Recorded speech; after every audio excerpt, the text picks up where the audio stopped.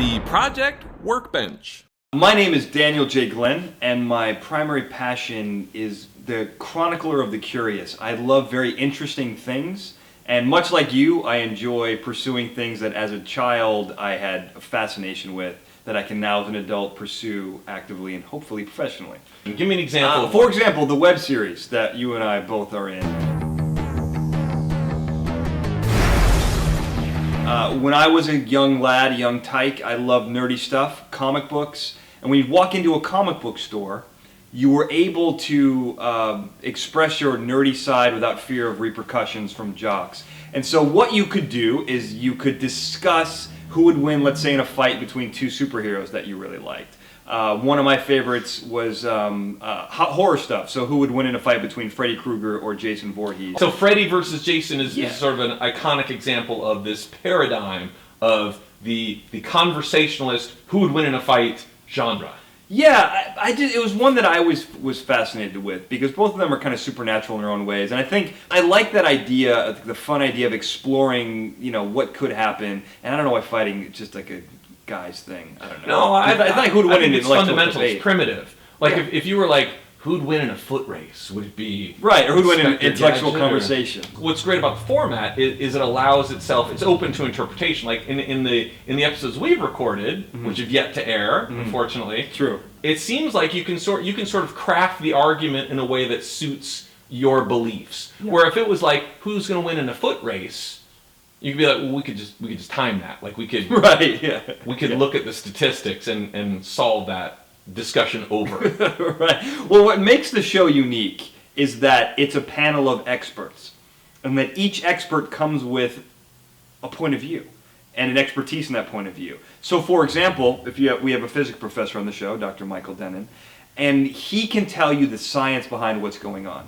We have a combat expert, Lauren Mayhew, who can tell you, well, what combat strategies would work in that situation, and how would someone with long arms get an advantage over someone who could run really fast, or someone who could teleport. We did Nightcrawler versus the Flash in season 1.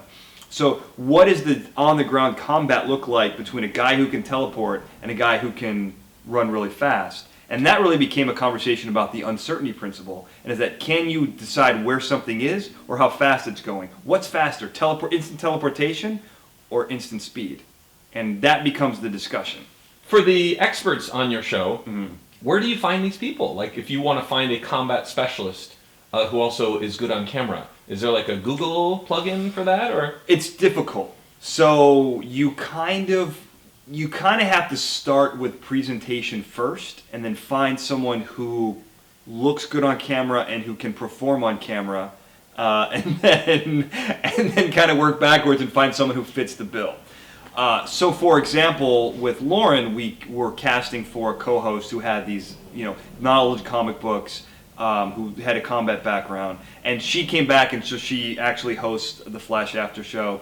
She worked at WWE, and which is very A, comic booky, B, a passion of mine, and C, you can kind of move that into a combat strategy analysis. Because there's no better template for discussing these types of things than watching pro wrestling. Because it is two superheroes fighting each other with special powers, special abilities, special moves, larger than life, and they're they're not in mental battle; they're in physical competition. What is the process you have to go through to go from here's my idea to here's the first episode? Fill in those steps for me. For maybe someone who's watching this and they're like, I have this great idea. I want to turn it into a show like this. What do I have to do? Well, you can kind of get caught up in the tedium, kind of like when you're building the Matmobile, no one's really interested in whether the window goes up and down, but that's something you have to think about. So when you're creating a show, you have to think about these small little details. So for example, this show came into being, it was always something I wanted to do, but the opportunity came to me when a producer I'd worked with on other things, really enjoyed my podcast.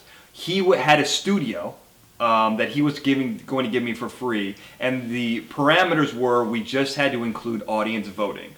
He was doing an experiment for someone else, and that was just what we had to incorporate into it. So I said, Interesting. I thought about it, and I was like, okay, well, what we could do, I've always wanted to kind of talk about would a superhero win in a fight between blah, blah, blah. And that was kind of the genesis, and I was like, well, that can be easy, it can be 10 minutes. We can get people to come in. With my podcast, I've got connections to experts, so we can bring people in, do something interesting, and I got this great studio.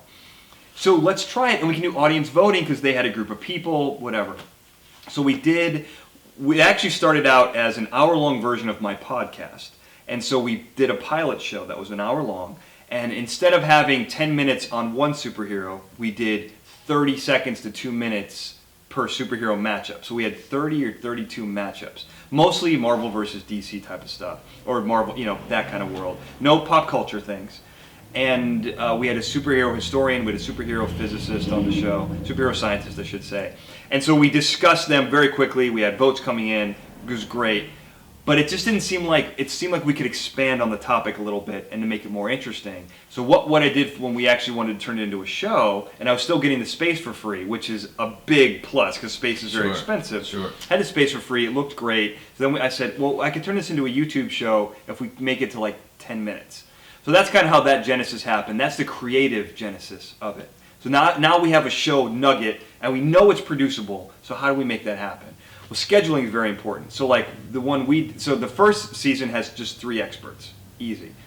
The second season, which is coming out, has rotating experts for one of the chairs. So now you have to keep, instead of 3 people's schedules, 8 people's schedules. And this is the tedium I'm talking about because no one cares about scheduling, but that put the show on hold for about 5 months. Wow, really? I'm not kidding. Like we were supposed to shoot in July. We ended up shooting in, I think, early November. Almost to the point where people are like, this is never going to happen. And I was like, if you think it's never going to happen, you don't know me because it will happen. It's just maybe not on the timetable anyone wants. So you're getting people scheduled. And then there comes, you have to come up with the creative, which is the matchups, and make sure that they're. So what goes into that? It's actually very complex. It doesn't seem like it, but you want to include sci-fi stuff, fantasy stuff, women, minorities, like all this kind of stuff because you want to appeal to everyone. You don't want anyone to feel like they can't watch it, and because it's for everyone in a fun way. You want to bring, maybe people don't care about Green Lantern versus Daredevil, but you want to make them care about it. And so you can make it very accessible. And I think it's supposed to be funny and entertaining. And that comes from talking about all of these very topics people don't take seriously and having a physicist talk about it. And now it becomes funny because now you're not over analyzing it, but you're analyzing it enough to give it a level of credibility that's humorous for the topic you're discussing. If that makes any sense. Absolutely. Then the show comes together and you have all this stuff, and there's, nuanced production stuff, which isn't a big deal, but it's just having an idea that you really like, having a space for it, and then scheduling people to do it are like 1, 2, 3 of this type of thing. If that makes sense. So that's the basic overview of how to do that.